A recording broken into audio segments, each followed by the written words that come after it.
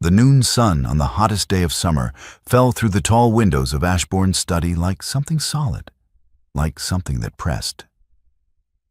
And Mrs. Sarah Hollis walked the long corridor toward it, with her notebook tucked under her arm, and the footman's footsteps quiet behind her on the stone floor. She had been inside this house 100 times.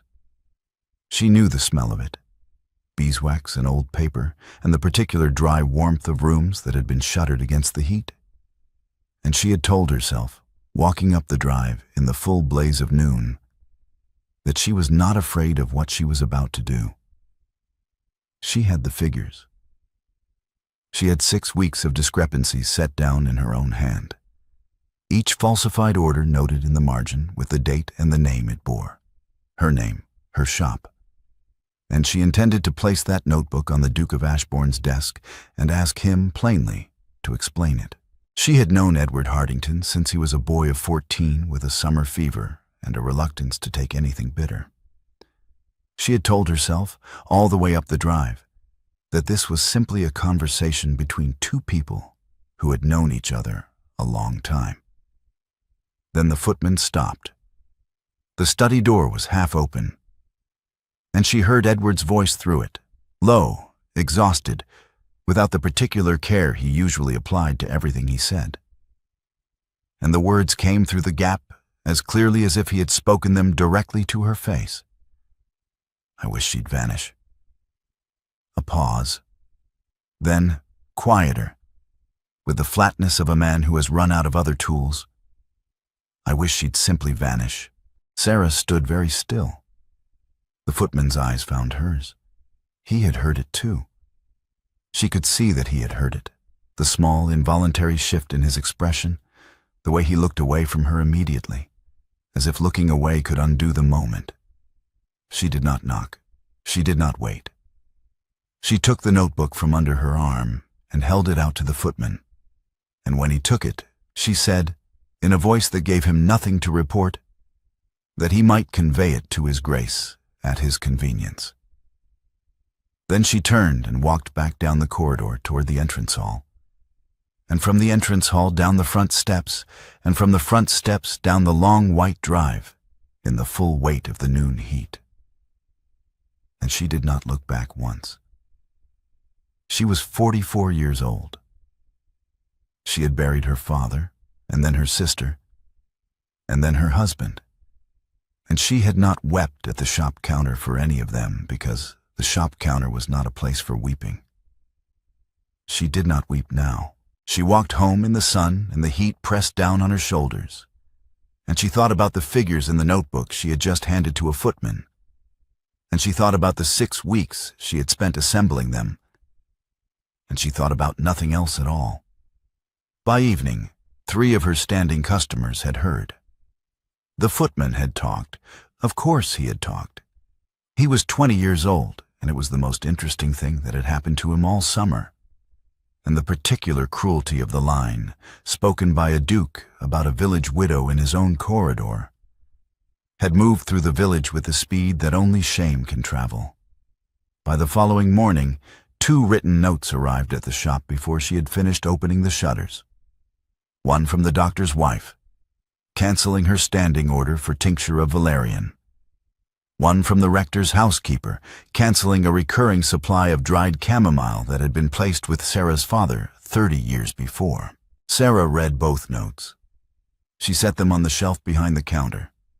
She tied on her apron and opened the shop. She served every customer who came. She weighed and measured and wrapped with the same precision she brought to everything, and she did not mention Ashbourne to anyone, and no one mentioned it to her, which was its own kind of verdict.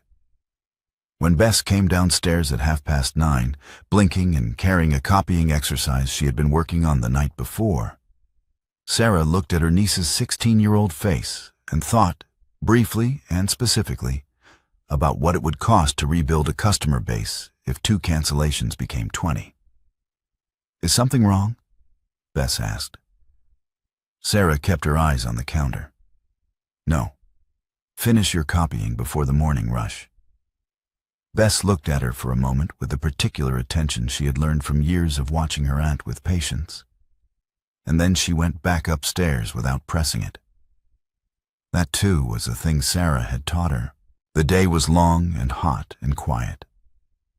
Sarah worked through it. She thought, between customers, about the notebook she had left with the footman. Whether he had delivered it, whether it was sitting on Edward Hartington's desk at this moment, whether he had opened it. She thought about 6 weeks of falsified orders, each one bearing her name in a hand that was not hers, each one for herbs that no legitimate purpose at Ashbourne could account for. She had assembled those figures because something was wrong, and because it was her name being used, and because her father had served that house for 40 years, and she was not willing to let his name be used as cover for something she did not understand. She had gone to Ashbourne to confront a duke about a fraud. She had come home having been wished away like a bad smell. She closed the shop at 6. She washed the counter. She was halfway through checking the evening stock when she heard a horse in the lane outside.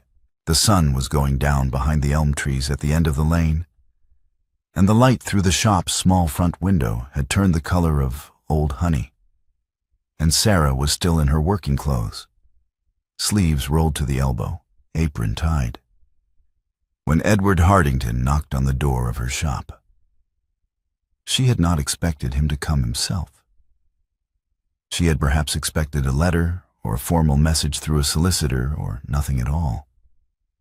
She had not expected him to ride alone, without groom or companion, and knock on a village apothecary's door at sundown as if it were the most ordinary thing in the world. She let him in. She did not offer him a seat. She did not ask why he had come.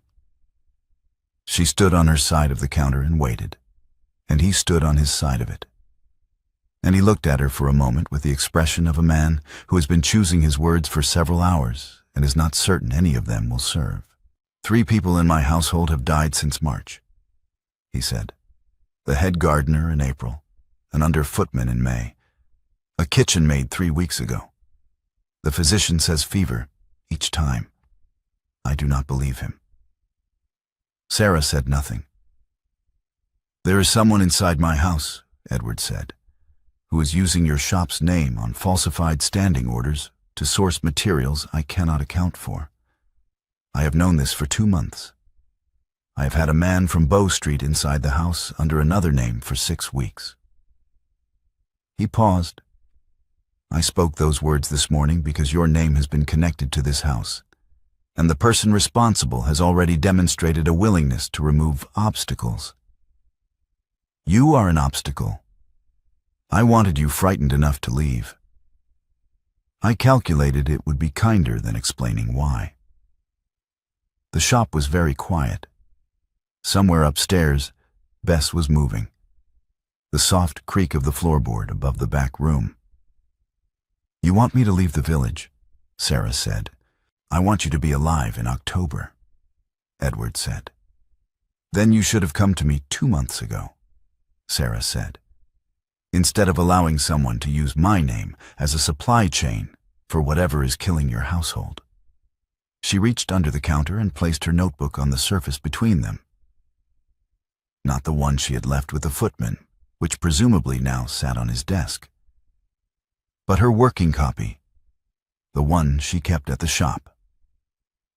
I have been tracking these orders for 6 weeks. I have every discrepancy, every date, every herb that was ordered in my name that I did not supply. I came to your house today to show you this. She opened it to the first marked page. I am not going to leave the village. I am going to help you finish this. But I will do it as a partner, not as a woman you are trying to protect from information she already has. Edward looked at the notebook. Then he looked at her. You identified the falsified orders yourself, he said. 6 weeks ago, Sarah said. I have been waiting to understand the full pattern before I came to you. I nearly had it. He was quiet for a moment. The Bow Street man I engaged has been working from the household accounts. He has not had access to the apothecary records. No, Sarah said. He wouldn't. The pattern is only visible if you know what the herbs actually do. She turned another page. Whoever is doing this knows enough to make each death look like illness. They are using my shop's name because my shop has a 40-year reputation for quality and discretion. That reputation is now being spent to kill people. I have a personal interest in understanding who is spending it. Edward looked at her for a long moment. He was 50 years old, and he had the face of a man who had been making impossible choices alone for longer than was good for him. Not worn exactly, but stripped of the particular softness that comes from being able to share a burden. You understand, he said, that if I accept your help, you become more visible to the person responsible, not less. I am already visible, Sarah said. My name is on every order they have placed. The question is whether I am visible as a victim or as someone who can read what they are doing. She closed the notebook. I know herbs, Your Grace. I know what these doses do to a body, how long they take, how they present. I know what your physician has been calling fever, and I can tell you what it actually is. You need that knowledge. Your Bow Street man does not have it. The last of the sun moved off the front window. The shop settled into the warm, early dark.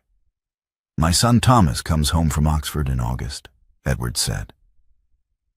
And there was something in the way he said it, not quite a plea, but near enough, that told her more than the 3 sentences about the deaths had done.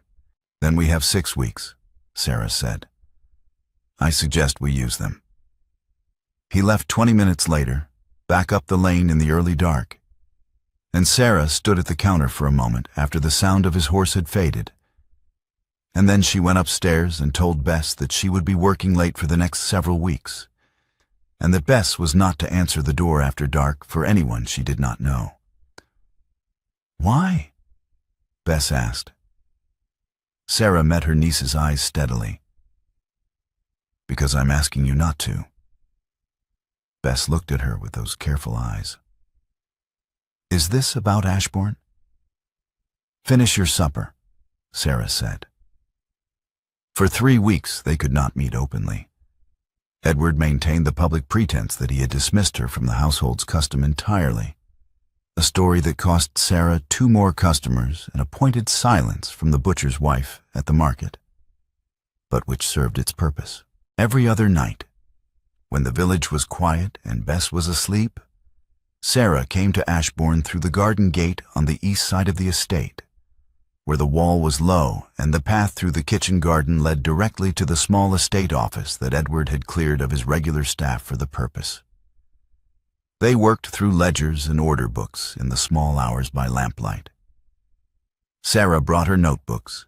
Edward spread the household accounts across the long table. The Bow Street man, a quiet, precise individual named Marsh, who had been introduced to the household as a land surveyor, brought his own records and left them each morning for Sarah to review. The work was slow and specific and required absolute concentration.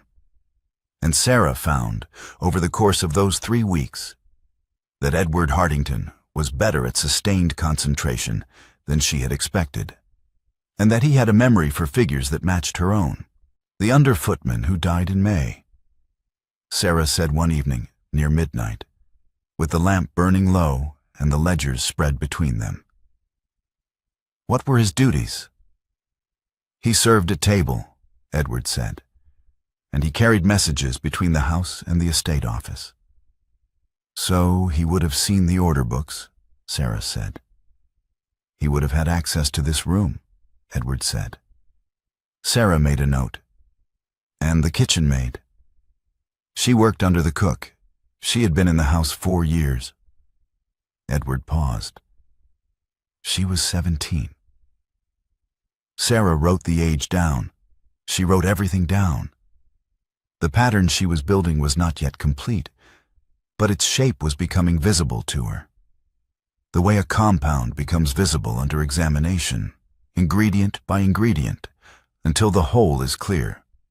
The undercook's niece was a girl named Polly, 17 herself, who had come to Ashbourne 3 months before the gardener's death. Sarah had noticed her name in the kitchen roster and had said nothing yet, because noticing was not knowing, and she needed to know before she said anything to Edward about it. She found the confirmation on a Tuesday night, the 3rd week, when she was going through the kitchen supply records and found a discrepancy in the fresh herb orders that had nothing to do with her shop. Polly had been collecting specific plants from the kitchen garden, plants that a girl of her age and background had no reason to know by name, and recording them as general kitchen herbs in the weekly account. The following evening, Sarah found Polly in the kitchen garden at dusk, before she came to the estate office, and spoke to her quietly and alone, with the particular steadiness she used with frightened patients who needed to tell her something they did not want to say. The girl was terrified. She named Crail within 4 minutes. Sarah went to the estate office that night and told Edward. He went very still. Not the stillness of surprise, the stillness of a man who has heard something he already feared and had been hoping would not be confirmed. "Crail," he said. His voice was flat. "Crail. He has been in this house for 15 years, Edward said. He managed the estate during the 3 years after my father died, when I was not yet of age. He stopped. "I know," Sarah said. "You cannot know," Edward said. "You are telling me that the man who—" He stopped again. He stood up from the table and walked to the window and stood with his back to her. Sarah waited. She had learned, in 25 years of practice, that some information needed a moment to be received before it could be worked with. "I need more than a frightened girl's testimony," Edward said, without turning. "I know," Sarah said. "Sit down." He turned and looked at her. Something in her voice, not the words, but the quality of certainty behind them, made him come back to the table. She began laying out the evidence, not the girl's testimony, the ledgers, 4 years of them, spread across the table in the order she had been building toward for 3 weeks. Each death, each name it had removed from the line of inheritance. The Duchess, 8 years ago, whose illness no physician could name, because no physician had thought to look at what was being added to her evening tisane, which had been prepared by the estate kitchen under Crail's supervision. The pattern was only visible if you knew what the herbs actually did, and Sarah knew, and she walked Edward through it, death by death, dose by dose, in the quiet lamplight of the small estate office, with the summer night loud around them. He listened without interrupting. His face, as she spoke, moved through something she did not name and did not look at directly. Outside, without warning, the sky broke. The rain came fast and heavy, the way summer storms do. No gradual building, just the sudden arrival of water, as if the sky had been holding it back for weeks and simply stopped. Sarah was on her feet immediately, because she had left her cloak at the garden gate and because she had been intending, before the storm, to walk back through the kitchen garden to check the bed where the first death's herbs had been grown. "I need to look at the south bed before the rain disturbs it," she said. "In this?" Edward said. She was already at the door. He caught up with her in the kitchen garden, in the full rain, just as she was crouching beside the south bed with her lamp held low over the soil. He did not say anything. He shrugged off his coat, and he held it open, not draped over her shoulders, not placed on her without asking, but held open, offered, waiting. She stood, and she stepped under it, and they walked the path back to the house together with the coat spread between them, like a roof, not touching. the rain loud around them, and the lamp swinging in Sarah's hand. And neither of them said a word about it afterward. It was the following week, late on a Wednesday night, when Sarah found the line. She had been working through the household ledgers for 3 hours, alone at the table while Edward reviewed the Bow Street man's latest report at the far end of the room. The lamp was burning low again. Her eyes were tired. She had been through this particular ledger twice before and found nothing new in it. And she was going through it a third time because she had learned, in 25 years, that the thing you miss is almost always the thing you have been looking at. Too long. She found it on the third pass. A dosage sequence, running from the year of the Duchess's illness to the present. Not in one place, not obvious, but threaded through 4 years of quarterly supply orders in a pattern that was only visible if you knew to look for it. Each order bore a standing reference number that traced back to a supplier account in Sarah's shop's name. The account did not exist. She had never opened it, but it had been used consistently over 4 years to source a sequence of compounds whose combined effect, administered slowly in small doses over months, would present to any physician who was not specifically looking as a series of unrelated fevers. Sarah looked at the sequence for a full minute. Then she said, "Edward." He looked up from his end of the table. "Come and look at this," she said. He came. He stood beside her and read what she was pointing to. She watched his face rather than the page, because she already knew what the page said. She watched him read it. The date the sequence began, the year of the Duchess's illness, the reference number that bore her shop's name. And she watched him understand what it meant. He went very still. Sarah reached across the table and laid her hand flat over his on the open page. His hand was cold, though the night was warm. He turned his hand under hers, slowly, and held it. Neither of them spoke for a full minute. The lamp burned. The summer night was quiet outside. Somewhere in the house, a clock marked the quarter hour. 3 people died, Edward said at last, very quietly, in the weeks I spent refusing to believe it. She answered him simply, "Yes." He did not say anything else. She did not ask him to. She left before dawn, as she always did, through the garden gate and back through the sleeping village. Behind her, the lights in the estate office burned on until morning. Bess did not come home. She had gone to the village at 4 in the afternoon to collect a parcel from the carrier, a routine errand, 20 minutes at most. And by 6 o'clock she had not returned. And by 7, Sarah was standing at the garden gate watching the lane. And by 8, she had sent word to Ashbourne through the Bow Street man's contact in the village.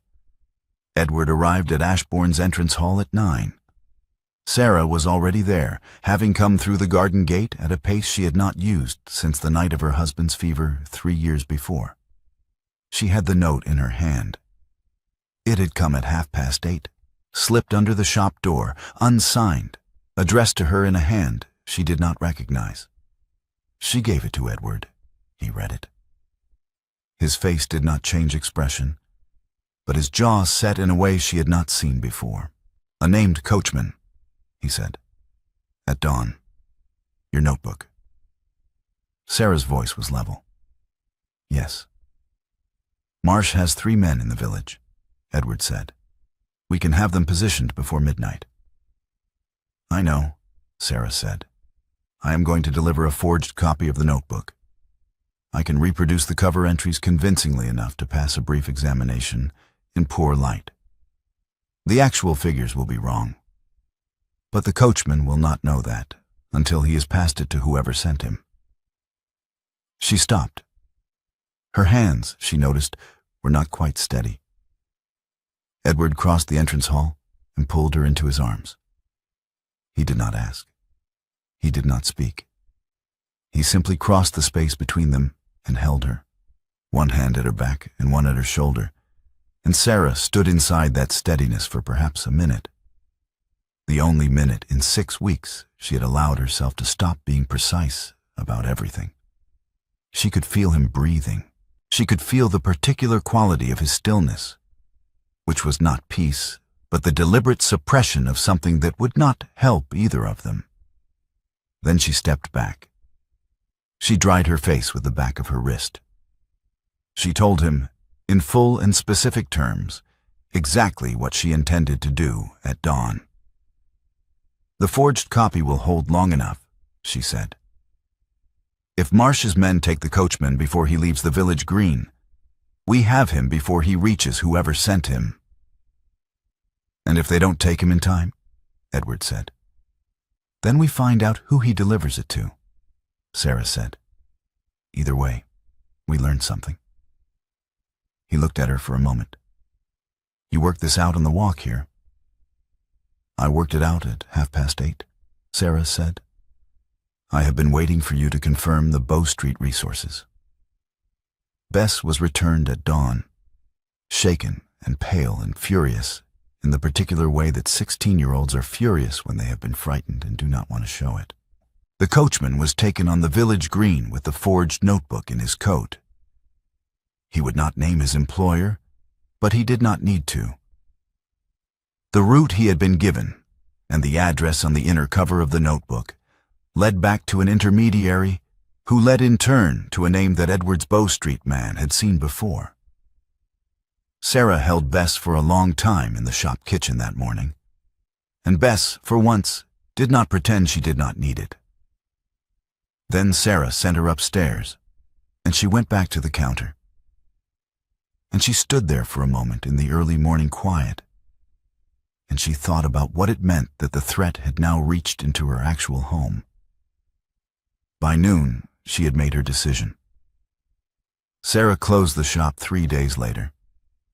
She moved Bess to the house of a retired schoolmaster 2 villages away, a man her father had trusted, who asked no questions and wanted none. And she came to Ashbourne openly, on a Tuesday morning, under the pretense of attending an ailing housekeeper. She brought her case. She brought her notebooks. She had a room in the east wing that Edward had arranged without drawing attention to the arrangement, and she told herself, unpacking her things, that she was simply moving the work to where it needed to be done. The village noticed immediately. By Thursday, Lady Penelope Hartington had arrived at Ashbourne in a carriage that she had apparently not even stopped to have properly hitched, based on the speed of her arrival. She was 68 years old, the Duke's aunt on his mother's side, and she had been the authority of county society for so long that the county had largely forgotten there had ever been another arrangement. She found Sarah in the small sitting room off the east corridor, and she sat down without being invited, and she said without preamble, "The village schoolmistress has been speaking against you, Mrs. Hollis, specifically and at length. I understand she has put certain allegations in writing."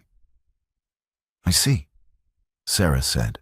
"Your shop," Lady Penelope said, "is unlikely to recover from this, whatever the outcome. I think you know that. I am telling you because I believe you are an intelligent woman, and I prefer to deal with intelligent women directly rather than in the manner society generally prescribes." She folded her hands in her lap. "Whatever arrangement you imagine yourself to be in with my nephew, it is being noted across the county. I am not in a position to stop people from noting it." "No," Sarah said. "I don't suppose you are." She rose and went to the small table by the window. "Would you take tea, Lady Penelope?" Lady Penelope looked at her for a moment, with an expression that suggested she was recalibrating something.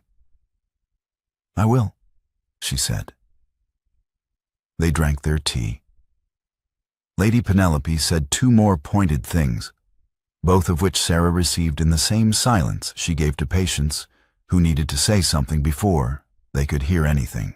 When she left, her carriage retreating down the drive in a cloud of summer dust, Sarah went directly to find Edward She found him in the estate office. She told him, without elaboration, what Lady Penelope had said. "I will not be the cause of your ruin," she said. "That is not a position I am willing to occupy. If my being here makes what is already difficult into something irreparable." "3 people are dead in this house," Edward said. He was not looking at the ledgers.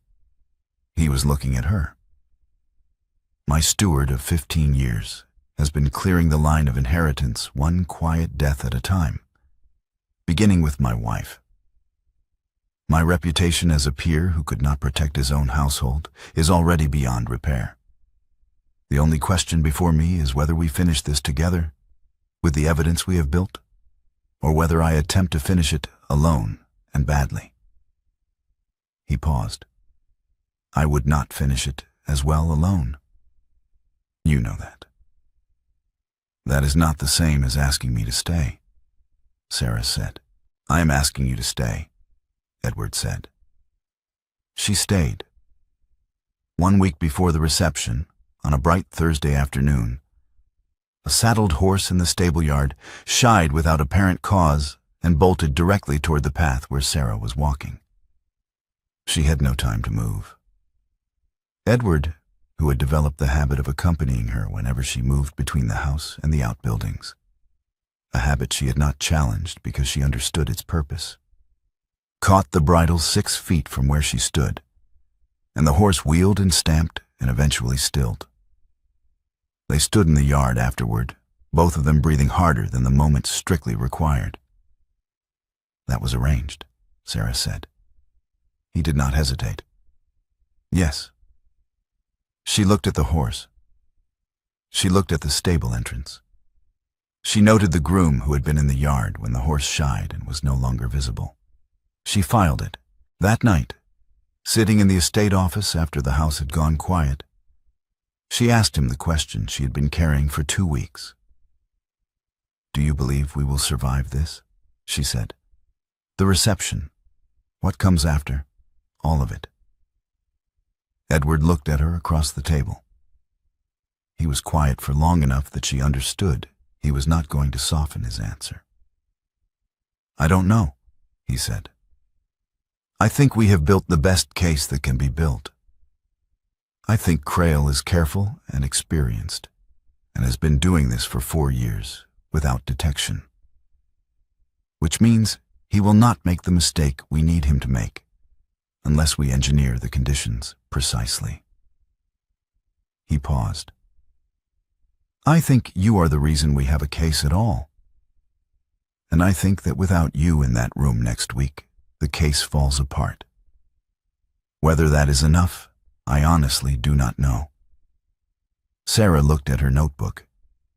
Then she looked at him. She said quietly, "All right." The evening before the reception, the walled garden was cool for the first time in weeks. The heat had broken that afternoon in a brief, clean rain, and the air smelled of wet stone and late summer roses. And Sarah and Edward walked the gravel path after a long planning session in which they had gone through every contingency twice, and arrived, finally, at the point where there was nothing left to plan. "Whatever happens tomorrow," Sarah said, "I don't regret coming back to this house. I want you to know that." Edward stopped. She had been looking at the rosebed as she spoke, and when he stopped she turned and found him very close, closer than the path required, and he lifted his hands and took her face in them, carefully, as if she were something he had been afraid of breaking and had decided at last to trust himself with. And he kissed her. Once, slowly, without any hurry at all. The garden was quiet around them. Somewhere beyond the wall, an owl called once and fell silent. He did not speak afterward. She did not ask him to. They walked back to the house side by side, and at the door he held it open for her, and she went in. In her room, before she slept, Sarah took from her reticule the small sealed packet she had been carrying for 3 weeks. She held it for a moment. It contained 4 pages in her own hand. Every dose Crail had ordered, every name it corresponded to, the Duchess's name at the top of the list. She had assembled it the week they had confirmed the pattern, and she had been carrying it since because she did not yet know what to do with it. She put it back. She set the reticule on the bedside table. She lay down on top of the coverlet in the warm night and looked at the ceiling and thought about tomorrow. And then she slept. The drawing room at Ashbourne had been opened for the first time that summer. Its holland covers removed and its lamps lit, and 20 guests stood in it with their summer drinks while the evening came down outside the tall windows. The occasion, publicly, was the Duke's introduction of his son Thomas, 19. Newly returned from Oxford, standing near the fireplace with the expression of a young man who understands he is on display and is enduring it with reasonable grace. Privately, the occasion was a trap with 20 witnesses. Crail stood at the side of the room in his capacity as senior staff, as he had stood in that position for 15 years, and if there was anything different about him tonight, it was not visible. He was 60, lean, precise in his movements, with the particular authority of a man who has managed a great house for so long that the house itself has come to feel like an extension of his will. Sarah stood near the window with a glass she had not drunk from, watching the room with the attention she brought to a patient whose symptoms she had not yet fully read. Midway through the evening, Crail moved. He did it through Sir William Marsh, not Edward's Bow Street man, but a county magistrate of 30 years' standing who had been brought into the room specifically because his presence lent credibility to anything he produced. Crail had spent 6 weeks preparing this, and it showed. Sir William, with visible reluctance and the manner of a man performing an unpleasant civic duty, produced a letter. He addressed himself to the room. He said that he had received, that morning, a communication from the village schoolmistress, a woman known to everyone present, making specific allegations regarding Mrs. Hollis and her presence at Ashbourne over the preceding 6 weeks. The letter was read aloud. It was specific, detailed, and entirely false. It named Sarah as the Duke's mistress. It suggested that her documentation of the household deaths had been fabricated in collaboration with the Duke to deflect suspicion from the 2 of them. It placed her at Ashbourne's back gate at dawn on multiple occasions, which was true, though not for the reasons the letter implied. And it constructed from those true details a structure of implication that was precisely calculated to destroy her. The room shifted. Sarah could feel it. The particular quality of attention that 20 people pay when they have been given something they did not expect and are deciding what to do with it. She saw Thomas by the fireplace go very still. She saw Lady Penelope across the room set down her glass. Sarah did not defend herself. She turned from the window and walked to the side table where the evening's herbal cordial had been laid out in a row of small glasses. She lifted one of the glasses. She held it up to the nearest lamp so that the liquid caught the light. "This cordial," she said, to the room at large, in the voice she used when she needed a crowded sick room to hear her, "contains 3 herbs, lemon balm, Melissa officinalis, in a standard infusion, approximately 2 drams to the pint, elderflower, Sambucus nigra, for the sweetness, and a small quantity of chamomile, Matricaria chamomilla, for the digestion." She set the glass down. "I prepared it this morning at His Grace's request, and those are its contents, and they are entirely harmless." She moved to the smaller decanter that sat beside the row of glasses. It was a different vessel, cut crystal, stoppered, set slightly apart from the cordial as if it belonged to a different occasion. "This," she said, "is not what I prepared this morning." She unstoppered it. She brought it to her nose briefly, with the professional economy of someone who has been reading compounds by smell for 25 years. Then she set it down on the table and turned to face the room. "Foxglove," she said. "Digitalis purpurea. The concentration in this decanter is calibrated, and I use that word precisely, to a man of approximately 14 stone. His Grace weighs, at my estimation, 13.5 stone. The margin is not generous." She paused. "Someone placed this decanter on this table this evening, in this room, among these glasses, where it would be natural for His Grace to pour from it." She turned and looked directly at Crail. "I replaced the contents of every decanter in this room myself this morning. I was alone when I did it, and I locked this room when I left. The only people with keys to this room are His Grace, the housekeeper, and the senior steward." She let the silence settle for one full second. "Mr. Crail, who else in this house has access to the standing decanter for the drawing room?" Crail's face answered before his mouth did. It was not guilt exactly. It was the expression of a man who has spent 15 years being the most controlled person in any room, and who has, for the first time, found himself outpaced.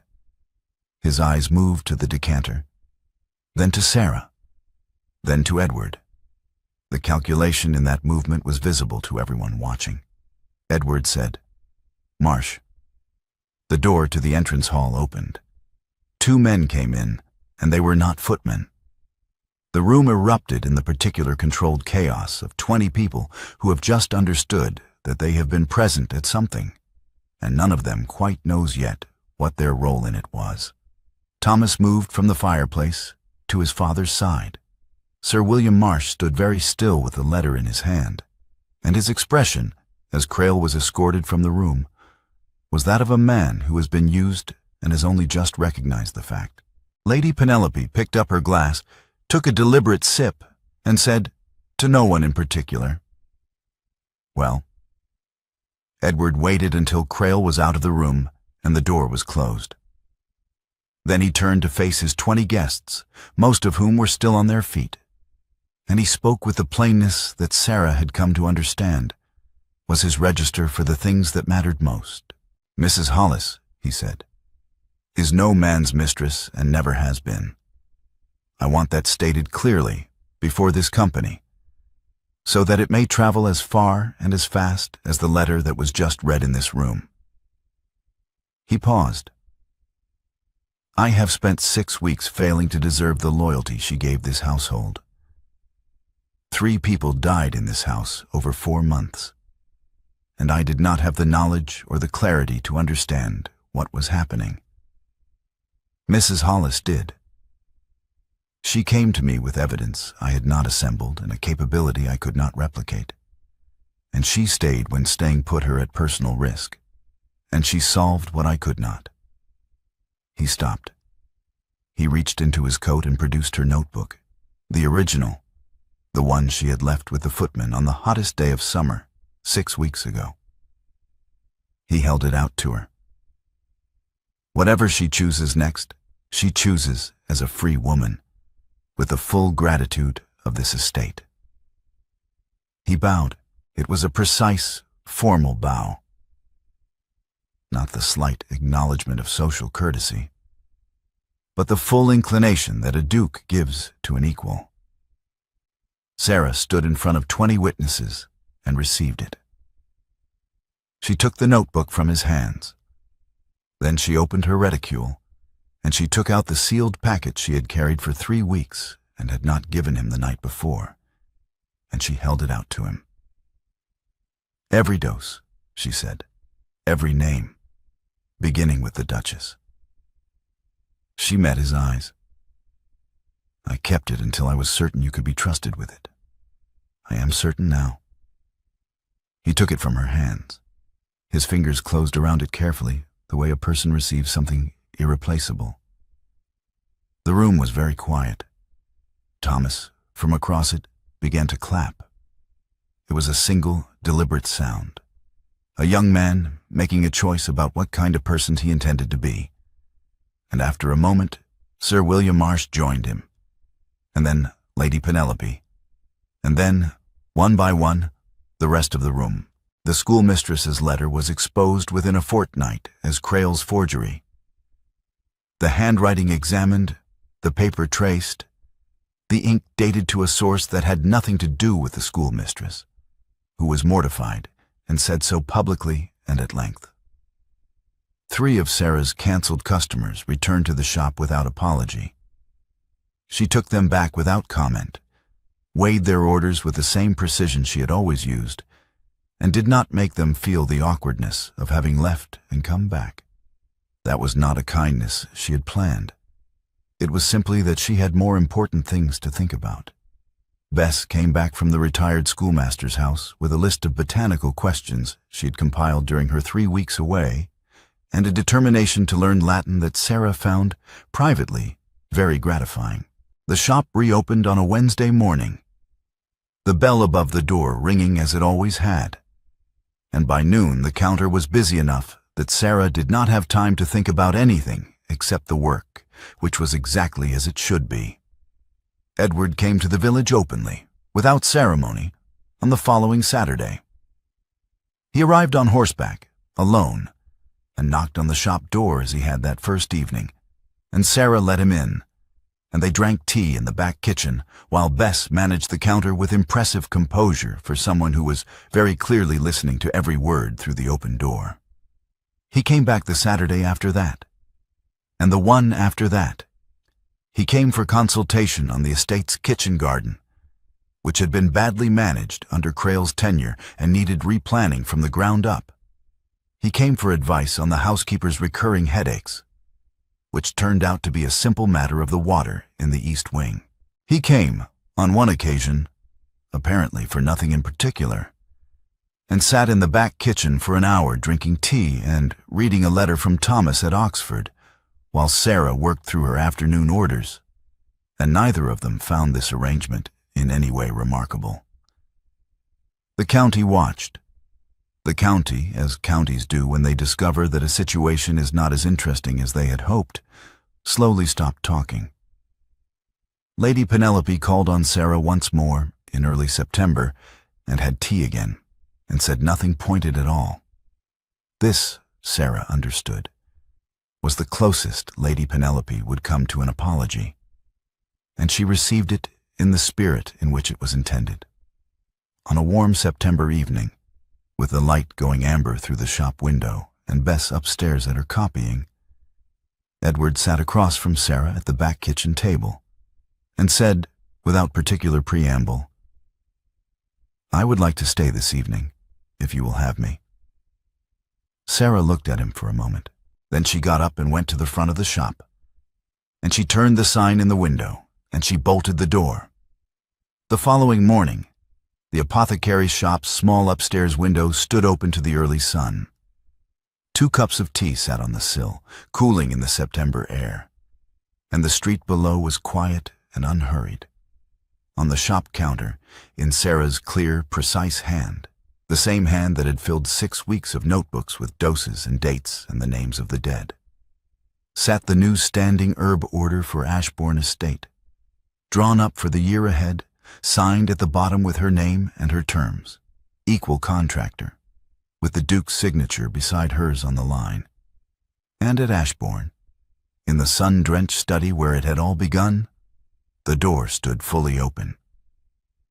No footmen waited in the corridor. No voices carried through the gap. The morning light fell on an empty floor and moved, unhurried, across the polished stone, and there was nothing in that room that needed to be overheard.